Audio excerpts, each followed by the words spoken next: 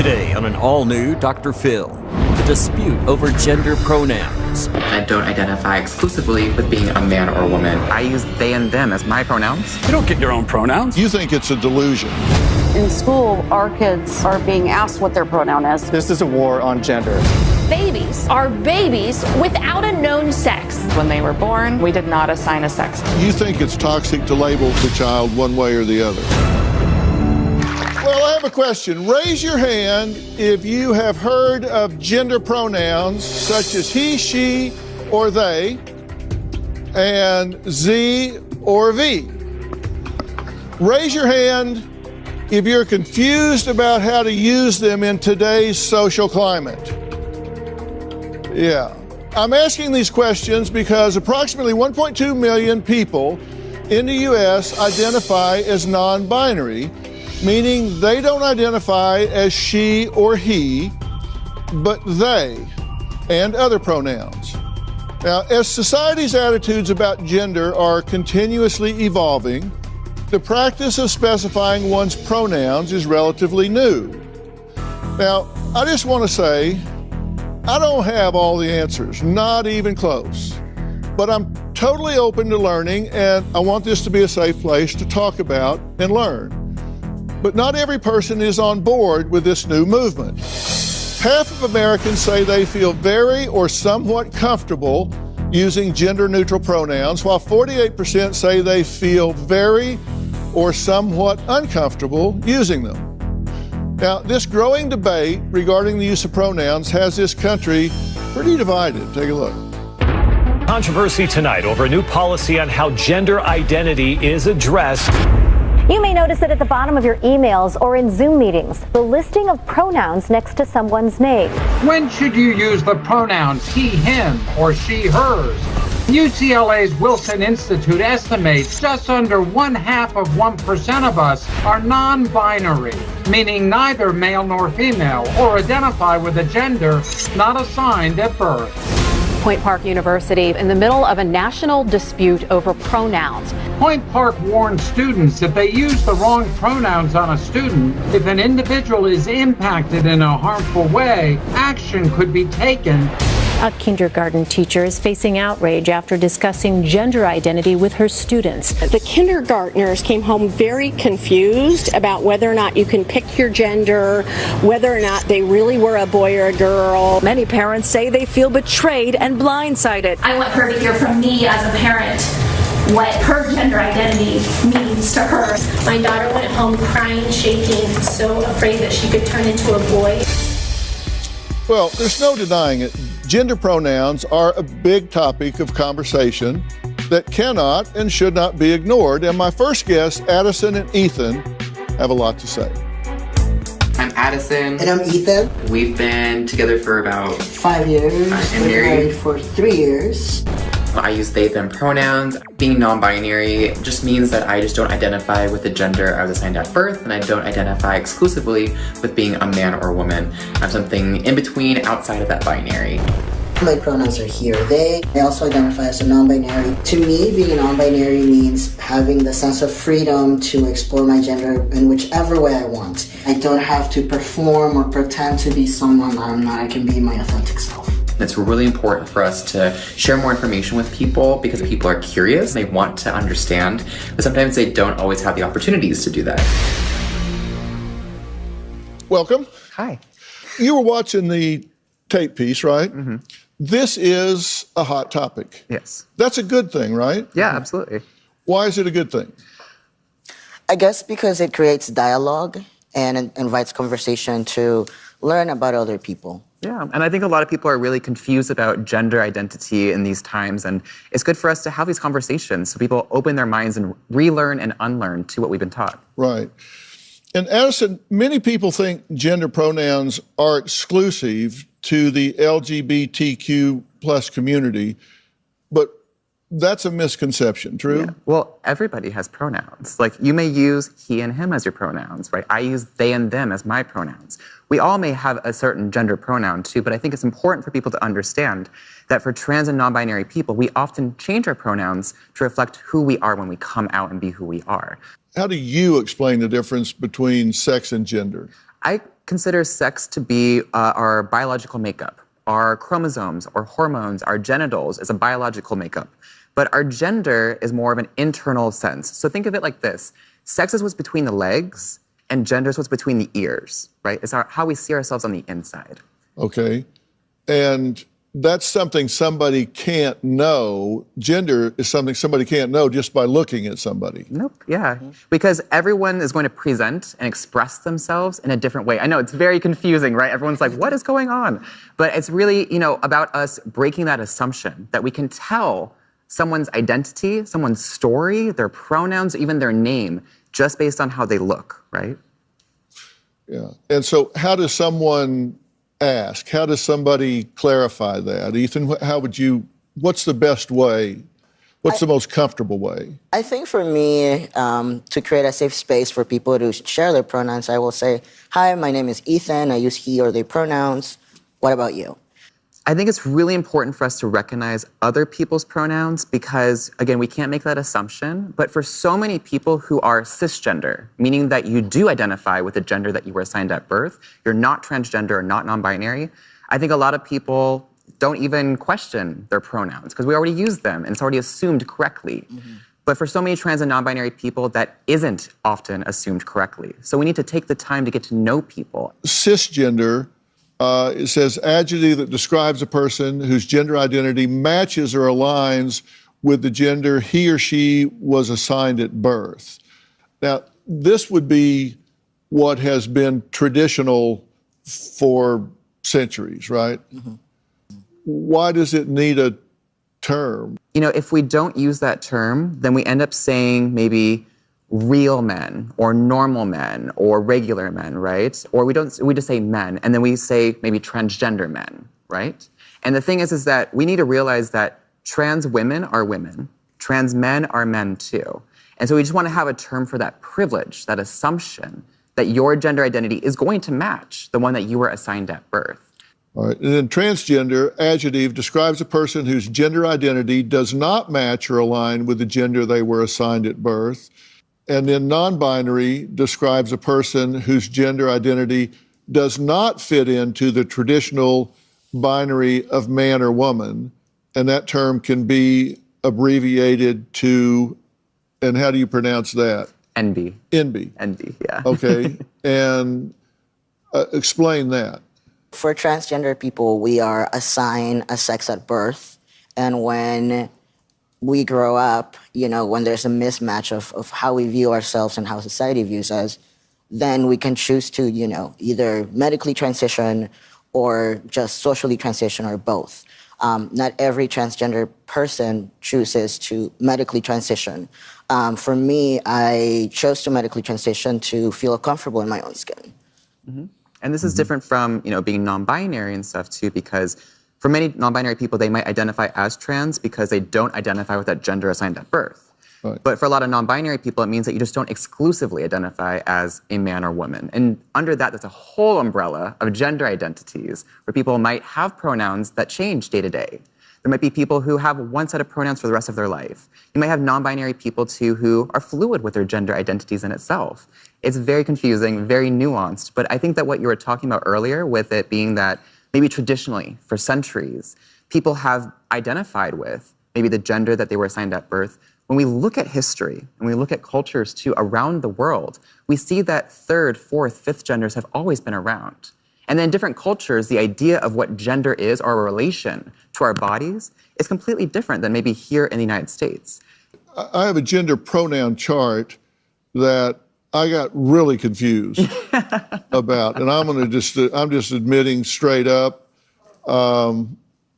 this chart, I didn't know how to use the chart, and we don't need to go through the whole thing, but there were like just using co. Not all these pronouns I think I even recognize too, which is okay, right? I think at the end of the day too, people will have different pronouns beyond he or she or even they, which I use in a singular context for myself. But as you can see, there's an ongoing evolution of language and how people can identify.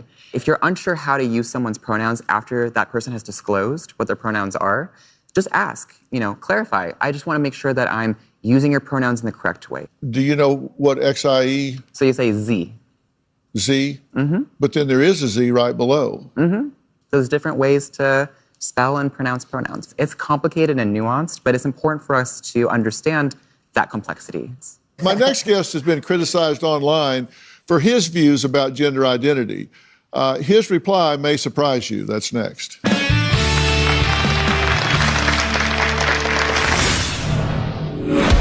You don't get your own pronouns. So you think it's a delusion if they decide that they're different than they were biologically created? Yeah, I think it's delusion. It could be mental illness.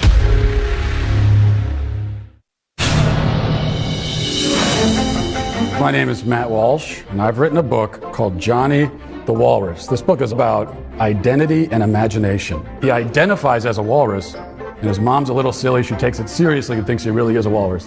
So she went on her phone, and there are people telling her that this isn't pretend, he's really a walrus. And his mother takes him to the doctor to have him surgically transitioned and gets him walrus hormone pills, and then eventually tries to drop him off at a zoo to live with other walruses.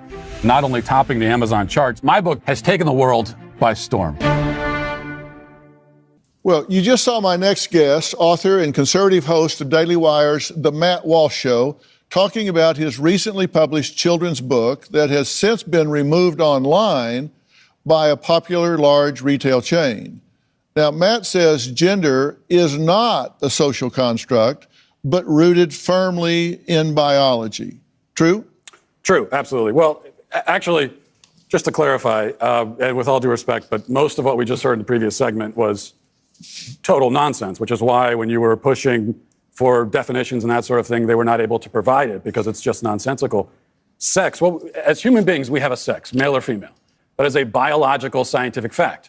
Now, gender is a linguistic term. Words have gender. People don't.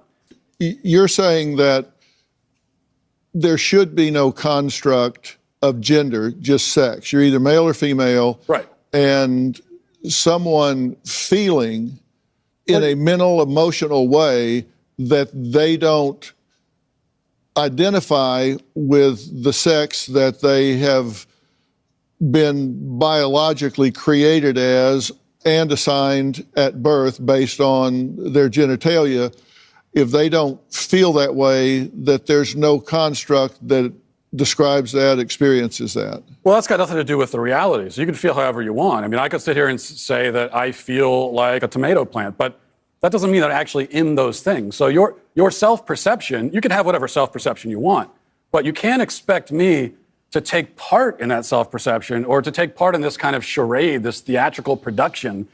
You don't get your own pronouns, just like you don't get your own prepositions or your own adjectives. You know, it's like if I were to tell you, my adjectives are handsome and brilliant, and whenever you're talking about me, you have to describe me as handsome and brilliant because that's how I identify. It makes no sense. You don't get your own pronouns. That's grammar. That's language. So you think it's a delusion? Someone is self-delusional. Yeah, I think it's delusion. It could be mental illness. It could be it's a lot of different things. With children, wow. You know, there's also just a basic confusion that all kids have. Like that's why when you hear a parent say, "Oh, my 4-year-old son came to me and said that I'm a girl now, and so that's what I'm gonna raise him as a girl." No, you're a 4-year-old. I have 4 kids. When a 4-year-old boy comes to you and says, "Oh, I'm a girl," here's a good follow-up question. What is a girl? Ask him what he means by that. What do you mean by girl? And when you ask him that, here's what he'll tell you. He will tell you what he really means is that he wants to do some of the things that girls do, like play with the dollhouse, or you know, he likes the color pink. That's fine. Play with the dollhouse, but you're still a boy. And that's a question I would like to throw out to other members of the panel. Actually, because just like the 4-year-old can't answer what is a girl. Well, this is one of the problems with this left-wing gender ideology is that no one who espouses it can even tell you what these words mean. It's like, what is a woman? Well, can you tell me what a woman is? No, I can't. Because it's not for me to say. Womanhood looks different for everybody. What do you define a woman as? An adult human female. And what does a female mean? Well, how do you define a female? Someone with female reproductive organs.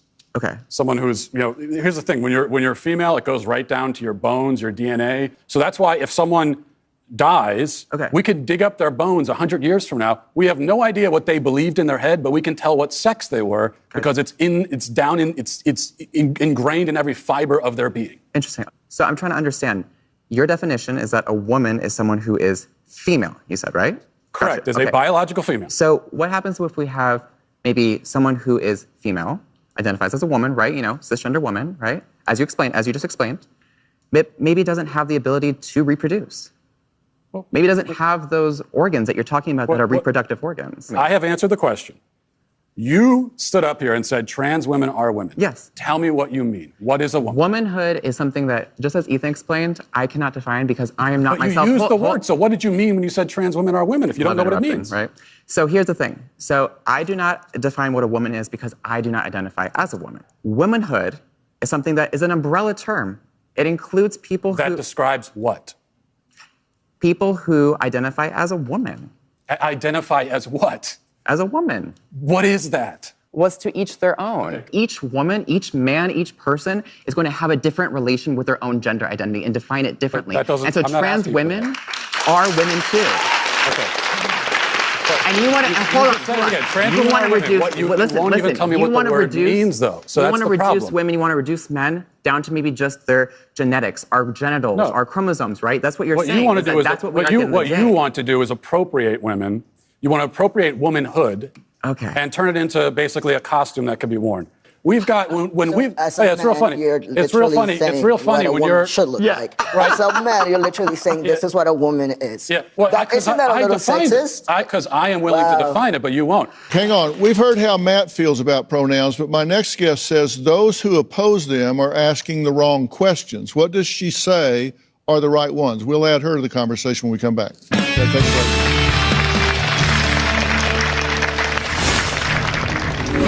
You can laugh all you want, but this is a logical problem. You are conflating sex and gender. There's biological sex, and then there is gender identity. Part of me wants to ask why you care so much.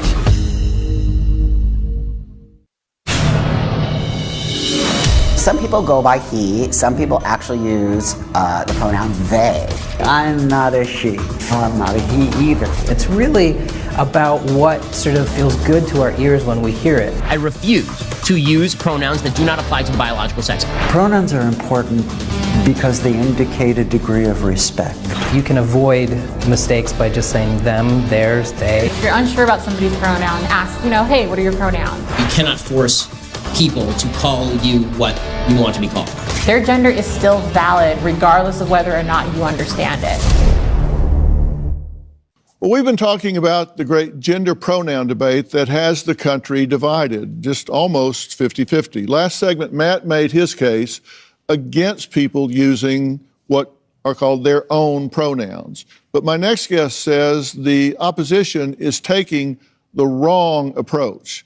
Joining us on stage is Dr. Susie Denbo, Associate Professor at Kent State University with a PhD in communications and expertise in gender, sex, and feminism. Now, Kent State has been recognized among the nation's most LGBTQ plus friendly universities. Now, doctors, thank you for being here. Yeah, I'm glad to be here. You've been listening to everything that we've been talking about. So, Dr. Denbo, how do you feel those who oppose using pronouns are taking the wrong approach in this conversation? I think there's the extreme approach that you are admittedly taking. And then there's also just ordinary people that might not be comfortable with the language change. And it just is awkward. And so they're afraid of not being courteous or being accepting. So there's like these two things. There's actually combating and not being, you don't like transgender, the idea of transgender. That's different than pronouns. But then just for most people, it's just feeling a little bit awkward and unsure and not wanting to hurt or offend somebody. Well, why is it important for educators to teach about gender identity, gender presentation, and pronouns? Why do you think that's important? Because there is a difference. There is biological sex, and a lot of times people are conflating sex and gender. So there's biological sex, and then there's gender, and that's a social construct in the sense that just because you're born biologically a female doesn't mean you automatically want to vacuum, for instance, which is usually a feminine activity or conflated that way. And so it's this idea of giving children in age-appropriate ways an understanding that these things aren't set in stone. Gender identity is not tied to biology. You say that gender's not set in stone. It's not. What do you mean? I mean that's just factually incorrect saying that. So you have biology is the chromosomal makeup and reproductive organs and all of that. And so that would be sort of the nature side of things. But the nurture side of things is where we see more of gender identities. She began by saying that my view is extreme. Okay, so the view that every single person on Earth has held up until 15 seconds ago is extreme. And the view that almost everyone does right now still hold is extreme, apparently, according to her. But there is this they are conflating gender and sex, because on one hand they say, well, you got your biological sex, but then your gender is whatever social construct. But then they turn around and say that trans women are women. So a man who identifies with the gender, the social construct of womanhood, actually is a woman. So if you can laugh all you want, but this is a logical problem. You are conflating sex and gender just by saying that. So that's the problem. There's biological sex, and then there is gender identity. Part of me wants to ask why you care so much, because it's really not that big of a deal. Oh, yeah. Can I answer that? I'd love to answer that question. I care about the truth. So basic truth matters. I want to live in a society where people care about the truth and we're grounded in truth. Right. I care about children, and these insane ideas about gender are being foisted on kids, and that bothers me quite a bit. I care about the women who are having their opportunities stolen from them. I care quite a bit, yeah. You are a champion for women. I'm more interested in creating a productive space where we can try to build some kind of an acceptance around other people, and exposing children to different ideas around gender identity, I don't think is a problematic thing with parents being involved. My next guests are parents who say no way should children learn about gender pronouns at an early age. Not under their watch. They say if this is going to happen, it's the parents' job, not teachers. One pulled her kids out of school. We'll meet them after the break.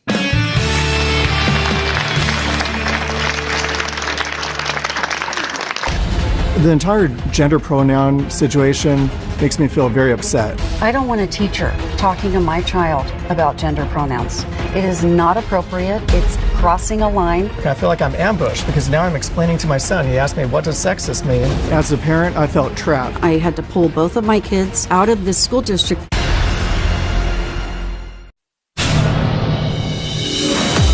A Loudoun County Public Schools teacher is suing the district. Tanner Cross is on administrative leave. He said he would not call a student who's transgender by their preferred pronoun. And I will not affirm that a biological boy can be a girl and vice versa, because it's against my religion, it's lying to a child, it's abuse to a child. Cross was placed on paid leave. Now he's suing the district. Well, you just saw a news clip about a teacher in Virginia who was suspended after opposing the school's gender policy.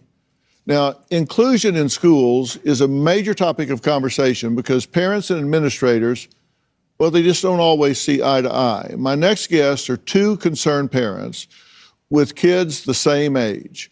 Now, they used to be in the same school district until one mom pulled her children out. So while they didn't know each other before, they have unified for the same cause. I'm really concerned about what's going on in schoolrooms across the country. The entire gender pronoun situation makes me feel very upset. People may think that if you don't want to use the preferred pronouns, that you're against gay people. This is 100% untrue. I am a huge advocate for gay people, trans people, and the like. Stacy and I both have children in the same school district. I learned that the teachers in my children's school were asking for the kids' preferred pronouns in the classroom. When I heard about this, it was extremely upsetting. Last year, my son was given a homework assignment. I gave an example of a child not identifying with the gender that they're born with. This is an example of a homework that was given to my 8-year-old son.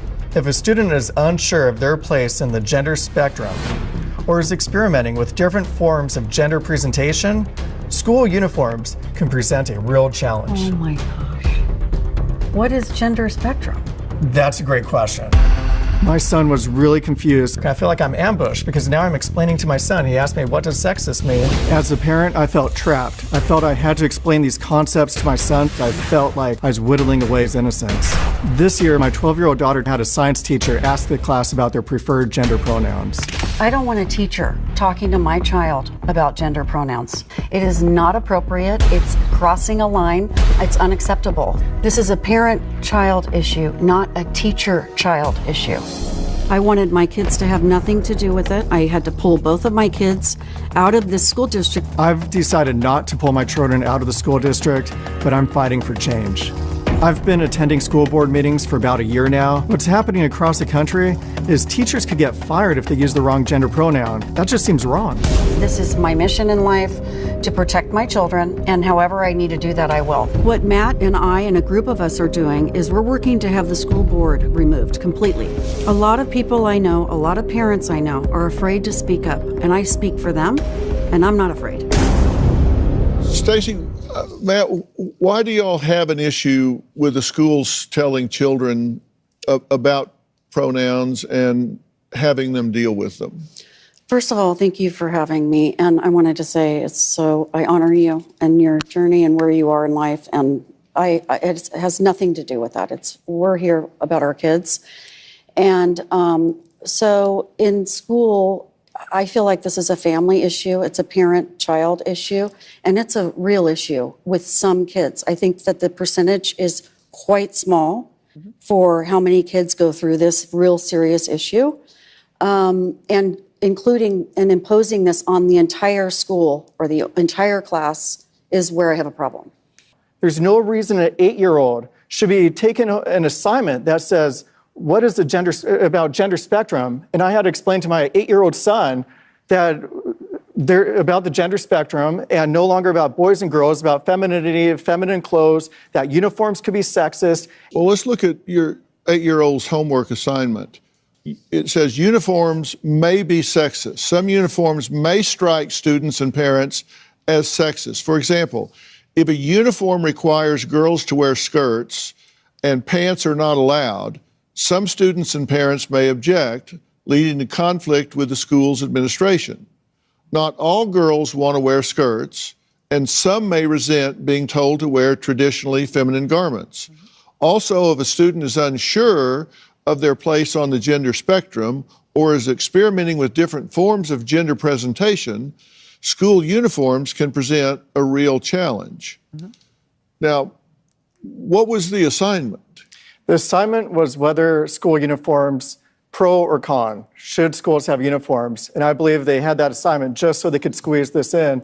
This was an agenda and not appropriate for 8-year-old children. When I drop my child off at school, I don't expect him to be indoctrinated. Why are we doing this? Shouldn't the schools be focused on science and education and learning and reading and writing? And instead they're being taught, are you a boy? Are you a girl? And they're confusing the children. We're going to take a break. What these parents feel about gender-neutral locker rooms and bathrooms next.